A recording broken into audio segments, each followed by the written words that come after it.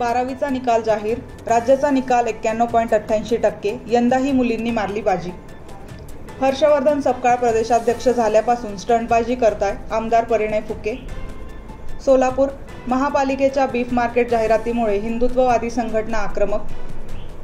बुलढाणा जिल्ह्यातील बीबीसह लोणार परिसरात वादळी वाऱ्यासह गारपीट. नांदेड कृषी सहाय्यकांच्या राज्यव्यापी आंदोलनाला सुरुवात. Sambhajinagar Ajanta urban cooperative bank कृती समितीतर्फे बँक घोटाळ्याच्या विरोधात धरणे आंदोलन.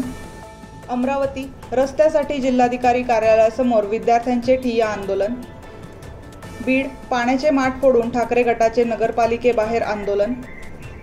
संभाजीनगर आपल्या लेकरांच्या भवितव्यासाठी मुंबईत या मनोज जरांगे पाटील. बीड शहरात पाणीपाणी अजित पवारांच्या प्रतिमेला अभ्यंग स्नान. गोंदिया जिल्ह्यात विजेच्या कडकडाटासह अवकाळी पावसाची हजेरी. जम्मू काश्मीर दहशतवाद्यांना मदत करणारा जीवानिशी गेला.